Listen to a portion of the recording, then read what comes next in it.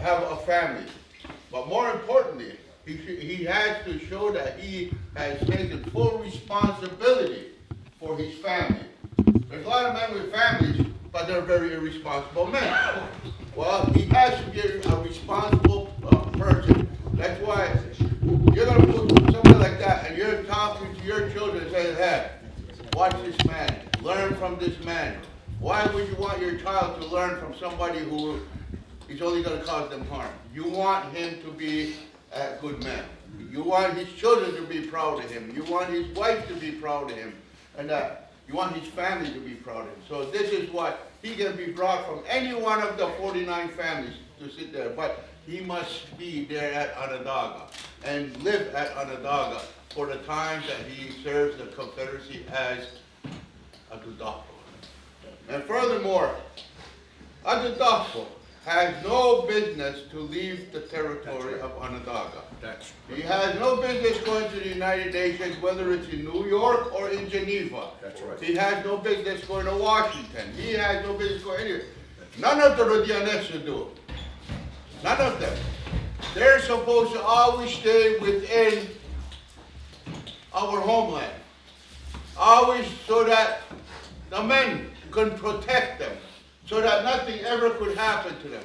Because it is always there is that no title should be allowed to go to the grave. Because it's such a difficult process to take that back out and to reestablish that family title. And that's why if Arroyana wished to leave his office to go and take part with the men, he has to return his title back to the women. Yeah. And then he can go, but he must take his direction from Estrada-Goeman. And so, but if he comes back home and nothing has happened to him, and that they can reappoint him to continue his responsibilities. So none of the Rodianesu have that right to leave, and that not as a title holder. He can't leave. And that today they're running around hot dogging all over the world. You know, they're going to send people, and those people must be commissioned by the Confederacy, and they give them what words they're to take, what the message they're to take, and that's all they're supposed to do. While they're out there representing the people, they are only to do what they have been sent to. They cannot allow themselves to be sidetracked. All of a sudden he's out there and oh, look at that beautiful woman, she wants me. And no, he has no business to do that, because he's representing the people. He can't be out there saying, oh, I'm getting a little thirsty, let me go have a couple of beers. No, they can't even do it. All they're supposed to do is their job. When they come home, he reports. He's relieved of his responsibility. Then they say, he's free now to go about his life, but he only represents himself. And so representing our people is very important. And the question was, how do we straighten this out? What you're doing here today is the beginning of straightening that out. Learning what duties and responsibilities are.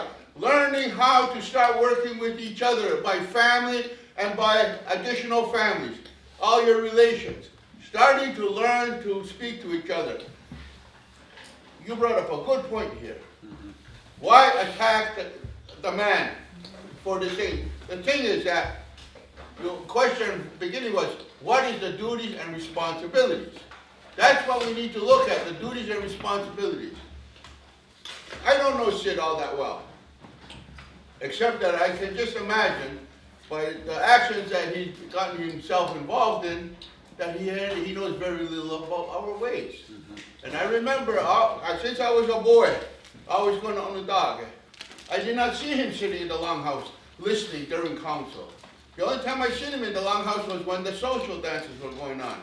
I remember sitting in the longhouse, I look out the window, he's passing by, bouncing a lacrosse ball on the road. That's what I know of Sid Hill.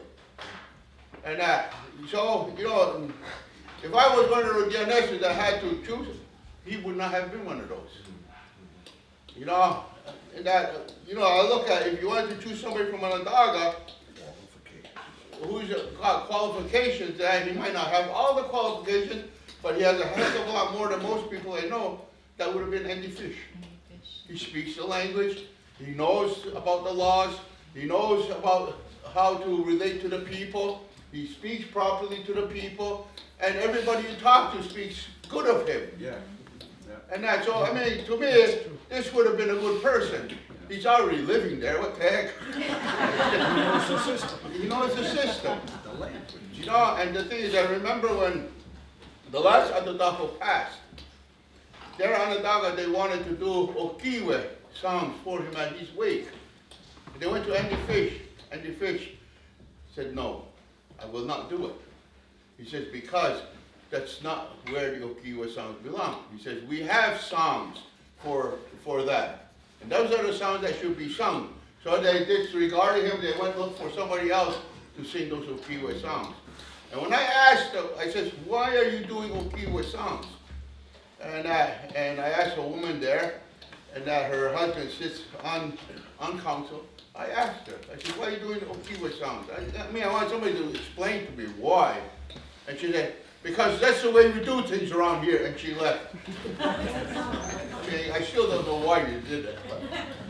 But I mean, this is the thing, the thing is, how do we fix that? Yes. It's starting now. Starting to learn, and that because the clan sitting together and talking is not a difficult thing. It's talking. And remembering that prepare your mind. Don't bring your jealousies or your pet peeves or any of that nonsense into the meeting. You're sitting there thinking, what's the best thing for your children? What's going to be good for my children? Do I want my children, when they grow up, to be living in the same house that I'm living in? Or do I want a good community?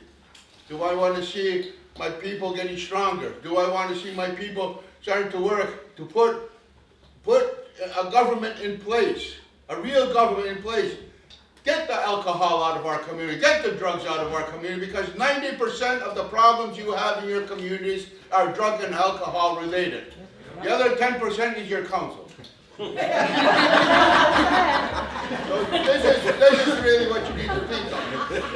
And because this is not to go out there and to look for how we're going to crucify these guys. We're looking at how we're going to make life better in our community. You know, I mean, as much wrong as some of these people have done, and a lot of them do it out of ignorance.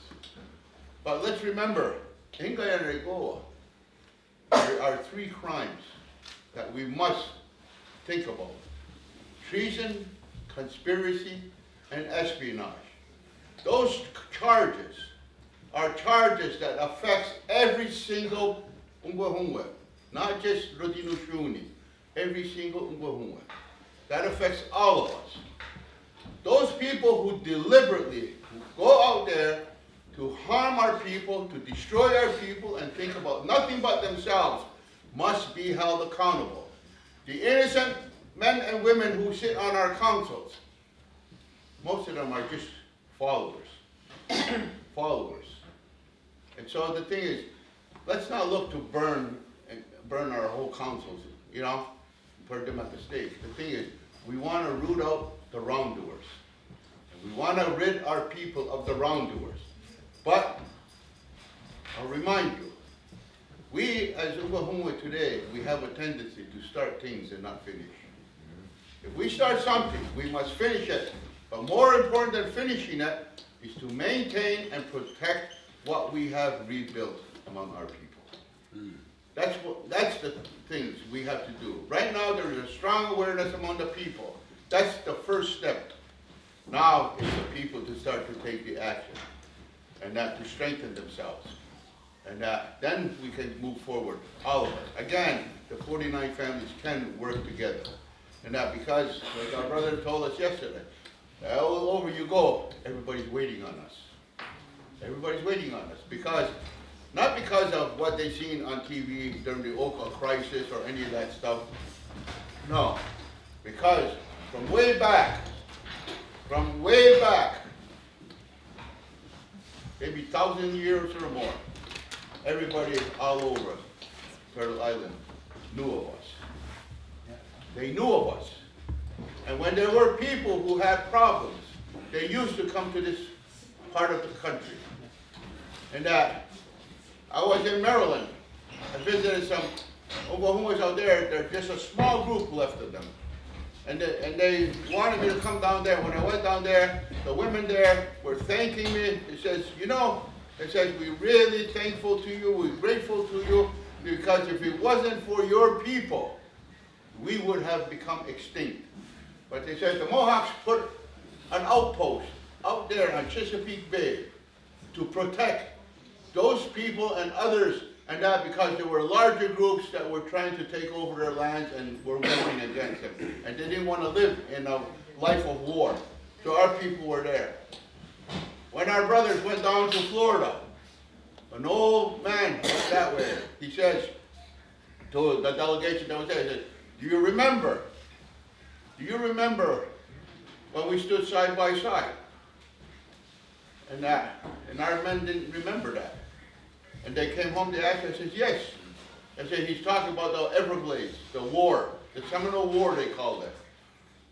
From the north here, we had an obligation to our brothers and sisters.